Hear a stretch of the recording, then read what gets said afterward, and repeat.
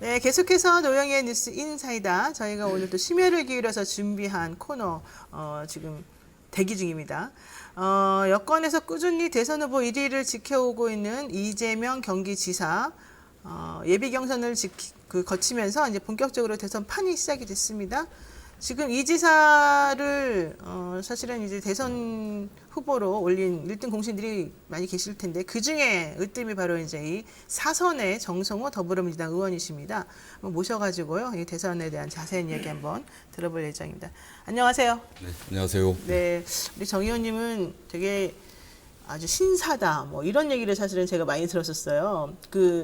국회의원은 사선 정도 하실 정도면 엄청나게 여러 가지 풍파도 많이 있으셨을 것이고 이 정치계가 사실은 그렇게 우리가 보는 것은 만만한 곳은 아니기 때문에 힘들 텐데도 정말 아주 깨끗하게 아주 깔끔하게 모든 일을 다 처리하신다. 그리고 사람들 대하는 게 상당히 정말 예의가 너무 바르시고 점잖으시다 이런 얘기 들었거든요. 맞습니까?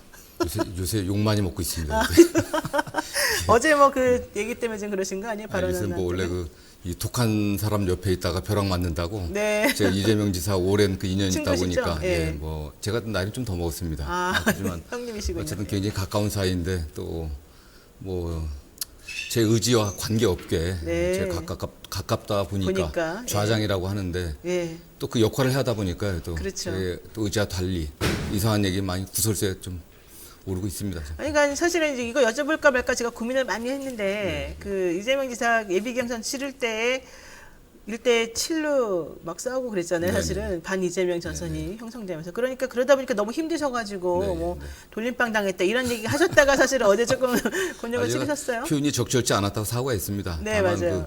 집단적인 무슨 따돌림 같은 거 아니냐 뭐 그런 표현을 그런 하려고 의미로 쓰신 했는데 거죠. 예, 그렇죠. 순간적으로 제가 비유를 좀 부적절하게 들었던 것 같습니다. 네, 좋습니다. 근데 요즘에 정세균 후보라 그래야 되나요? 이제 정세균 네네. 후보가 공격을 그런 쪽으로 많이 하시더라고요. 보니까는. 굉장히 그 점도 않고 훌륭하신 분인데 그러니까. 좀 약간 초조해지신 게 아닌가 좀 그런 예. 생각이 듭니다. 네. 예, 좋습니다. 자, 이거 한번 여쭤보겠습니다. 이재명 지사 후원금이 계좌 개설 3일 만에 15억을 돌파했다. 네네. 첫날에는 9억을 돌파해서 네, 그렇습니다. 문재인 대통령 때보다도 더 많았고, 뭐 아주 그냥 기록을 지금 갱신한다 이런 얘기 나오거든요. 예, 예. 어떻습니까? 이렇게 후원금 상한액이 25억 6,545만 원이라던데 네네. 벌써 이렇게 많이 모아졌으면 이번 주 안에 도달하지 않을까 이렇게 예측하는데요. 일단 뭐 돈 많이 들어오면은 좀 기분이 좋지 않겠습니까? 그렇죠. 뭐 그런 측면이 있겠지만 네. 전체 후원자 중에 한 95% 이상이 10만 원 이하의 소액 후원금입니다. 그러니까요. 특히 그 중에 뭐 장애인이라든가 청소부라든가 이런 사회적 약자분들이 네. 사연을 적어갖고 이렇게 연락 주는 분들 많아요. 사연도 적어서 보내주시고. 네, 뭐 인터넷으로 이렇게 보내기도 하고 그러기 때문에 결국 그만큼 우리 사회의 어떤 변화를 바라고 있는 다수의 서민들이 있지 않나. 네. 그분들이 이재명을 지지하지 않나 하는 생각을 하게 됩니다. 네. 그러니까 이재명 지사의 이제 성장 배경이 사실은 또 남다르게 좀 있기 때문에 아마 그런 게 많이 작용했지 않을까 네, 싶은데 후원금이 많이 모이는 게 좋지만 모이는 것도 중요한데 그 내용이 중요한데 네, 그렇습니다. 지금 네. 말씀하신 것처럼 소액 후원금이 많다는 것은 네, 네. 그만큼 이제 그분들의 지지나 그분들의 바람 같은 것들이 이제 있다는 거 예, 아니겠습니까? 그렇겠죠, 사실. 이재명 지사가 어쨌든 굉장히 힘든, 네. 굉장히 어려운 그런 삶의 과정을 겪어오지 않았습니까? 예, 예. 그럼에도 불구하고 의지와 용기를 잃지 않고 네. 또 사법시험 합격하고 성남시장 또 경기도지사로서 일관되게 그렇죠. 공정함을 보여줬고 또 사회적 약자에 대한 배려를 보여줬거든요. 네. 그런 거에 대한 그분들의 신뢰가 아니겠나 저는 생각합니다. 네.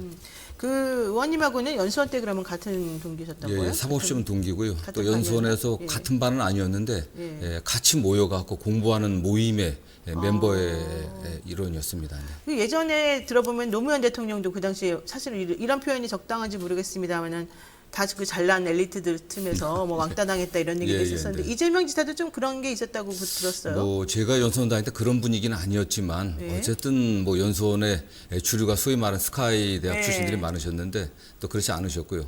그러나 뭐 성적도 굉장히 괜찮았고 굉장히 뭐 좋은 연수생이었죠, 사실은. 그러니까 아마 이제 그런 모든 것들이 다 바탕이 되어서 이번에 이제 후원금 모집에서도 빛을 발하는 것 같은데 이낙연 전 대표의 후원금 모금하고도 조금 얘기를 비교를 안 할 수가 없어요. 네네. 그 이낙연 전 대표 같은 경우는 후원금 모금이 조금 빨리 시작이 됐지 않습니까? 그래서 조금 앞서는 것 같아요. 금액 자체로는. 그럼에도 불구하고 어쨌든 이재명 지사 모금 속도가 빠르다 이런 얘기 나오는데 그런데 예비 경선을 거치면서 오히려 이낙연 지사의 이 상승세, 추격전 이게 만만치가 않아서 네네. 이재명 지사 측에서는 조금 부담스러워한다 이런 얘기도 들리더라고요. 뭐 그렇지는 않고 저는 이재명 지사나 예. 이재명 지사를 캠프가 예. 좀 백신을 맞은 게 아닌가 예방 주사 맞다고 오히려 생각합니다. 일찍 예방 주사 예, 맞았다? 오히려 너무 오랫동안 대세 하다가? 유를 유지했기 때문에 조금 네네. 약간 안이한 점이 있지 않았나 이런 것에 대한 반성을 하는 계기가 됐고요. 네. 캠프가 좀 더 긴장하고 또 조직적으로 움직이는 계기가 됐습니다. 다만 뭐 여론조사라고 하는 게 좀 바람과 같아서 들쑥날쑥하지 않겠습니까? 그렇죠. 예비 경선 과정에서 이 지사가 네. 어떻게 보면 좀 약간 당황한 측면이 좀 있었습니다. 네, 그런 맞아요. 것 때문에 그 반사이익으로 이낙연 대표가 좀 올랐다고 하지만 네. 저는 그게 좀그 일시적인 현상이라고 보고 있고요. 역시 크게 대세적으로 봤을 때 네. 이재명 지사의 어떻든 선두 위주라든가 또 지지율 상승세는 곧 회복되리라 보고 있습니다. 그런데 사실 이제 그 얘기를 끊으셨으니까 제가 그냥 말씀을 드리는데 네네. 예비 경선 치를 때 정세균 전 총리가 물론 기습적으로 질문하기도 했지만 네네. 그 여배우 스캔들 문제는 뭐 누구나 예상했던 예상 네. 질문이지 않습니까? 근데 거기에 대응하는 그 태도 논란이 사실은 상당히 문제가 되었고 또 다른 사람들이 지적하는 것들에 대해서 그렇게 명확하고 사이다처럼 뭔가 좀 이재명식의 태도를 보여주지 못했다. 이것 때문에 좀 실망하는 그런 네네. 국민들이 좀 많았다는 거잖아요. 근데 사실은 이재명 지사가 준비가 많이 되어 있을 줄 알았는데 그걸 보니까 너무 좀 당황하고 감정 조절을 좀 못하는 네네. 것처럼 보이더라 이랬어요. 그거는 아니에요, 그러면? 오히려 그 당내 경선이기 때문에 후보들 상호간에 어떤 개인 가정사라든가 네네. 또는 신상 도덕성 검증이 아니라 오히려 정책 검증이 될 거라고 생각하고 준비를 많이 했었죠. 정책 검증? 예, 나머지 분들이 다 그런 면보다는 그런 개인사적인 측면에서 공격을 하다 보니까 좀 약간 당황한 측면이 있었고 네. 더욱이나 그 여배우 관련 그 네. 스캔들 그 문제는 이미 지난 10여 년 동안 많이 문제가 됐습니다. 특히 2018년도에 경기도지사 선거 때 그분이 고발을 해갖고 굉장히 뭐 다양하게 조사가 됐습니다. 그때 아무런 증거나 근거가 없으면 밝혀졌음에도 불구하고 그 사실을 잘 아는 분이 그런 걸 당내 경선에서 물어보니까 본인이 약간 당황했던 것 같습니다. 그러셨군요. 다만 그럼에도 불구하고 네. 이재명 후보가 좀 더 유연하게 대처를 네. 했어야 되는데 그런 좀 불찰점이 있었던 것 같고요. 네. 또 다른 후보들의 어떤 정책 측면에서의 어떤 검증 과정에 있어서도 네, 네. 이 지사가 좀 더 성실하게 해야 되는데 좀 부족한 점이 있었던 것 같습니다. 이 지사도 그 점은 뭐 세 번째, 네 번째 토론회 때는 좀 수정을 해갖고 그렇죠. 좀 사과도 앞으로는 했죠. 예, 네. 그런 일이 없을 거라고 저는 생각하고 있습니다. 근데 저는 이건 개인적인 질문인데 예. 그 여배우는 왜 자꾸 우리 지사님을 이렇게 물고 늘어지면서 계속 똑같은 얘기를 하는 거예요? 뭐 죽지도 제가 않고 그분에 대해서 살지도 좀 잘못 얘기하면 제가 공격받습니다. 그러니까 그냥 아예 말을 안 하는 게 낫겠다. 예, 예, 예. 조심하는 게 정말 조심스러워 하시는 게 좀 저도 느껴집니다. 저도 조심해야 돼요, 사실은. 자, 그런데요. 그 3차 토론회에서 사실은 사과를 하시긴 하셨었는데 그게 추미애 전 장관이 이제 물론 같은 후보 입장이긴 하지만 좀 이제 품위가 없었다 이렇게 말씀하시면서 사과를 조금 유도한 면이 좀 있었어서 네. 저희가 보기에는 네. 그리고 추 장관이 사실은 명추연대라고 네. 해서 좀 다른 후보들하고는 스탠스를 다르게 취하시면서 뭔가 이재명 지사하고는 손을 잡으려고 하는 모습을 저희가 좀 느꼈거든요. 두 분 사이에 뭐 연대 같은 게 있는 거예요? 뭐 그런 뭐 직간접적으로 그런 연대라든가 또는 의사소통은 전혀 없었고요. 네. 다만 추미애 후보께서 어쨌든 2등에 올라가는 게 전략 아니겠습니까? 그렇죠. 2등 전략이죠. 2등 전략이기 때문에 네. 그 1등 주자보다는 앞에 있는 2등이나 또는 3등 경쟁 주자를 견제하는 게 더 유리하다고 판단했다고 생각하고 있고요. 다만 추미애 후보도 굉장히 개혁적인 분이셨고 그렇죠. 또 이재명 후보도 개혁적인 분 아니겠습니까? 네네. 그런 면에서 평소에 어떻든 공감은 있었다고 좀 보고 있고요. 네. 네. 저는 뭐 별 정치적인 네. 또는 뭐 정략적인 그런 뭐 연대는 전혀 없었습니다. 네. 그런 연대는 없었는데 이제 아무래도 추 장관 쪽의 전략일 것이다 이렇게 지금 보시네요. 그러면은 사실 저는 이게 좀 궁금했어요. 지금 이낙연 대표도 예전보다는 지금 지지세가 많이 회복이 되어서 올라오는 중이고 추 장관 측에 또 추격도 맹렬하지 않습니까? 그러면 결과적으로는 이게 50% 지지를 못 얻게 되면 결선으로 갈 수밖에 없는데 그러면 2등으로 올라간 사람이 훨씬 더 가능성이 높다. 이게 바로 바깥에서 바라보는 그런 시각이란 말이에요. 왜냐하면은 어쨌든 이재명 대 반이재명의 구도가 형성이 돼버릴 테니까 혹시라도 2등이 누가 되든 간에 누가 될 텐데 네네. 그러면은 좀 이게 뒤집어질 가능성 이런 건 혹시 염두에 두고 계세요? 저는 뭐 전혀 없다고 생각합니다. 전혀 없어요? 예, 전혀 없다고 생각합니다. 기본적으로 민주당 지지자들 또 민주당을 응원하는 분들의 생각은 본선에서 본선에서 승리해갖고 정권을 재창출할 수 있는 후보가 누구냐, 중도로의 확장성이 누가 있냐, 네네. 이런 측면에서 보기 때문에 본선 경쟁력이 중요하다. 그런 면에서 가장 본선 경쟁력이 있는 후보가 이재명 후보이기 때문에 네. 만약 지금 뭐 다른 주자들이 네. 연대해갖고 2등에 몰아주면은 되지 않겠냐 하는데 그럴 가능성이 굉장히 적다고 보고 있고요. 중간에 경선 도중에 소위 말하는 단일화한다고 네네. 하더라도 네. 저는 그건 국민들의 어떤 수준을 무시하는 거라고 생각합니다. 위에 후보들끼리 단일화한다고 해서 지지했던 지지자들이 다 그 따라가는 게 아니거든요. 그렇죠. 오히려 그런 면 1+1이 2가 되는 게 아니라 1+1은 그냥 1 정도 될 겁니다. 오히려 될 후보, 네네. 더 강한 후보, 본선 경쟁력인 후보로 저는 방향을 바꿀 거라고 생각하고 네. 이재명 후보가 좀 뭐 무난하게 지금 될 뭐 거라고? 자만하는 건 아니지만 50% 이상은 얻을 수 있을 거다 생각하고 있습니다. 그럼 결선까지 안 가요? 예, 예. 결선까지 안 갈 수 있다 지금 보시는군요. 이게 2012년도라든가 2017년도 대선 우리 당의 네네. 경선 과정을 봐도 네. 충분히 저는 그렇게 생각할 수 있다고 생각합니다. 자신감을 많이 회복하신 듯한 위기대응팀을 만들었다고 하더니만 좀 그런 느낌이 들었는데요. 한길 리서치 14일자에 보게 되면은 이재명 지사가 윤석열 전 총장하고 양자구도를 했는데 우위에 선 것으로 이제 나오고요. 요즘에 계속 추세가 윤석열 전 총장이 이제 아무래도 여러 리스크를 좀 제대로 대응하지 못한다는 그런 평이 나오면서 이재명 지사 쪽이 좀 더 유리하게 진행되는 거다 이런 얘기 좀 하거든요. 네네. 그런 추세가 좀 감지가 되십니까? 캠프 내에서도? 어쨌든 그동안 윤석열 전 총장에 대한 어떤 지지도라고 하는 것은 스스로의 어떤 능력이라든가 정책 역량 이런 예. 거에 대한 평가가 아니었거든요. 네. 문재인 정부를 반대하는 그런 분들께서 네. 지지해 준 것이고 그 소위 말하는 그 반사체적인 어떤 지지율이라고 보고 있습니다. 이제 본격적인 검증 단계에 들어서고 있기 때문에 뭐 정책 역량은 둘째치고 개인적인 또는 도덕적인 또 가족 간의 여러 가지 문제들이 검증 단계에 들어서 있는 이 차원에서도 지금 지지율이 올라가고 있지는 않고 있거든요. 네네. 그런 걸 봤을 때 저는 이제 뭐 제대로 국민들이 보고 있는 게 아닌가 저는 생각합니다. 그래서 그러면 예전에 뭐 박스권에 계속 갇혀있던 이재명 지사 이제 지지율 같은 게 보통 25% 정도로 왔다 갔다 하던 그런 부분이 있었었는데 네. 그거는 이제 탈피할 수 있다. 이제부터 본격적으로 들어가게 되면 네, 그렇게 좀 그렇게 보시네요. 생각합니다. 지금 이재명 지사가 경선 과정에서 이낙연 후보가 약간 올랐지 않습니까? 그러나 그건 이재명 후보의 지지율이 떨어진 건 아니었거든요. 그건 유지를 하고 있습니다. 그렇기 때문에 이재명 후보의 지지율은 강고하기 때문에 본인이 네. 그의 정책 역량과 그동안의 성과를 보여준다고 하면은 네. 충분히 올라갈 수 있다고 생각합니다. 네. 이제 여론조사 결과 관련해서 저희가 언급하고 있는 내용들은 전부 다 선거관리위원회, 중앙선거관리위원회 홈페이지에 가시면은 찾아볼 수 있으시니까 한번 구체적인 것들은 이제 확인을 한번 해보시면 될 것 같고요. 요거 하나 여쭤볼게요. 지금 윤석열 전 검찰총장하고 계속해서 이제 문제가 되고 있는데 네네.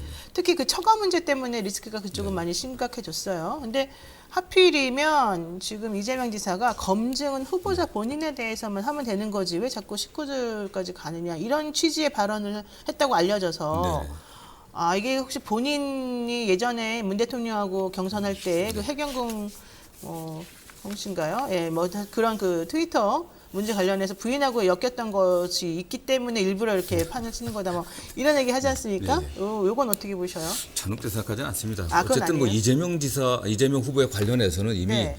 굉장히 그 엄격하고 혹독한 검증 과정이 있었습니다. 이재명 지사 부인 관련해서도 어떠한 증거가 나온 바가 없고요. 네. 다만 이재명 지사가 후보를 검증을 해야 된다는 얘기는 후보 자연인 개인만의 문제가 아니라 네. 후보가 관련된 분야까지 다 검증해야 된다는 그렇게 넓게 봐야 되겠죠, 사실은. 그러면 부인도 그게 그냥 다 포함되는 거 아니에요? 그렇지 않겠습니까? 더군다나 대통령은 국가 최고 지도자이고 국정의 최고 책임자입니다. 네네. 청와대 민정수석실에서 가장 중요한 임무의 하나가 가족이나 친인척 관리입니다. 그렇기 그렇죠. 때문에 가족이나 친인척들의 심각한 어떤 도덕성의 문제라든가 네. 범죄 힘 연루 문제 같은 경우는 사전에 검증이 돼야 된다고 보고 있고요. 더군다나 윤석열 총장의 부인 같은 경우도 이미 결혼하기 이전에 상당 기간 동안 두 분이 알고 지내는 사이였습니다. 네, 알고 지냈던 그런 얘기 사이였기 나오죠. 있다고 이렇게 알려져 있기 때문에 네네. 저는 그런 부분에 관련해서 그런 문제, 윤석열 총장의 어떤 검사로서의 영향력이 행사되었는지 이런 부분들을 좀 더? 엄격하게 검증돼야 되겠죠, 사실. 그러니까 좀 더 본인에 대한 검증이 좀 철저히 이루어져야 될 것이다. 네네. 이렇게 보시네요. 자, 그리고요. 그러면 그냥 단도직입적으로 네네. 윤석열 전 총장이 완주를 못할 거다라는 또 시각들도 많아요. 어떻게 보세요?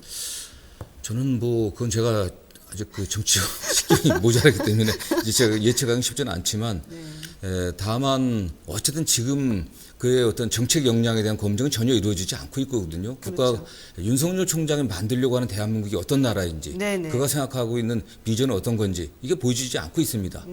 그냥 겉모습만 이재명 후보가 이야기한 것처럼 포장지만 보여주고 있거든요. 네. 그러나 그 전 단계인 가족의 어떤 도덕성 문제들 네. 이런 것만 봐도 상당히 그 어려운 상황들이 앞으로 계속 벌어지지 않을까 하는 생각을 좀 하고 있습니다. 지금 말씀 들어보니까 사실 저번에보다 여유가 많이 느껴지는데 이 지사가 유승민 전 의원을 사실은 상당한 맞수를 꼽고 있는 네네. 그런 걸 생각해 보면 네네. 혹시 나의 진정한 맞수는 유승민이다. 아, 이제 이미 윤석열은 좀 아닌 것 같다. 이렇게 생각하고 계신 거 아니에요?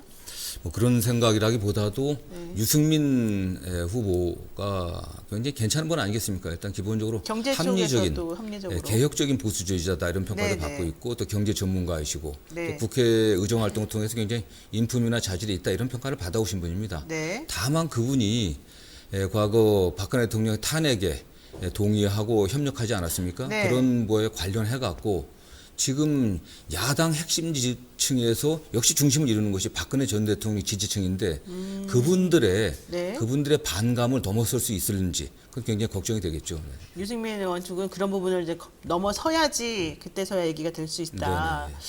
그렇군요. 그럼 우리 쪽에서 또 리스크가 하나 있을 거 아니에요. 이재명 지사 측에 사실 이런 얘기는 좀 적절하지 않을 수 있는데 가로세로 연구소라는 곳에서 네네. 지금 이재명 지사의 형수과 관련된 뭐 욕설 논란 테이프를 또 틀었다. 네네. 그러니까 계속 그 얘기는 이제 나오는데 그러면은 결과적으로는 또 옛날의 일이 또 발목을 잡고 계속해서 네네. 일을 못하게 만드는 거 아니냐. 이 리스크를 또 여기서 극복해야 된다 이러거든요. 이 리스크는 어떻게 극복하실 어쨌든 거예요? 그 형수 욕설 문제는 성남시장 당시에도 문제가 됐었고 그렇죠. 특히 지난 2018년도 경기도지사 선거 때 역시 뭐 다른 측에서 이 테이프를 돌려갖고 많은 분들이 굉장히 화가 난 네네. 측면도 있었습니다. 네네. 다만 그럼에도 불구하고 이재명 지사가 선택을 받았고요. 네. 경기도지사로서 굉장히 유능함을 또 정책 역량을 보여줬습니다. 네.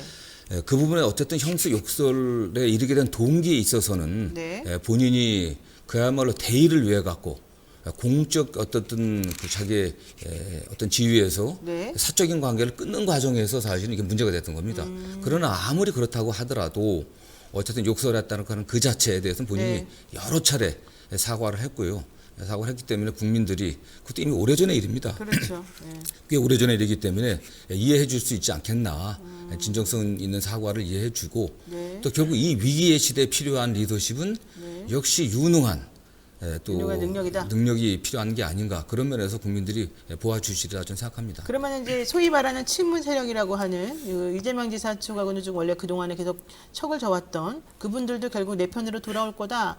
이렇게 지금 생각하시나 봐요? 저는 자꾸 이재명이나 정성호가 친문이 아니고 비문 또 심지어는 반문이라고 얘기하는데 저는 네. 절대 동의할 수가 없습니다. 아, 그렇게 하면 안 돼요? 이재명 지사가 경기도지사 취임한 이래 거의 늘 모든 행사장이나 공사석에서 내가 네. 경기도에서 문재인 정부의 정책이 문재인 정부가 추구하는 가치가 실현되는 걸 내가 보여주겠다. 문재인 정부의 성공을 위해서 내가 최선을 다하겠다. 이 말씀을 늘 하고 다니셨고 네, 그렇죠. 실제로 그런 면에서 경기도민들이 네. 아 문재인 정부의 정책을 이재명이 제대로 실천하는구나.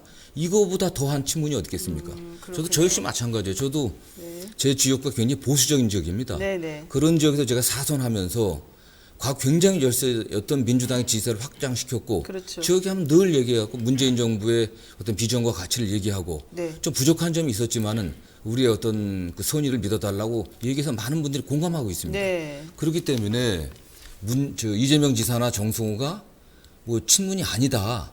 라고 저는 생각하지 않습니다. 좀 그런 측면에서 네. 문 대통령을 적극적으로 지지하는 분들이 네. 이재명 지사의 어떤 그 진정성을 이해하고 네. 결국 본선에서 이기는 게 그리고 문재인 대통령이 성공하는 게 네. 정권 재창출이라는 데 공감한다고 하면은 함께 하리라 생각합니다.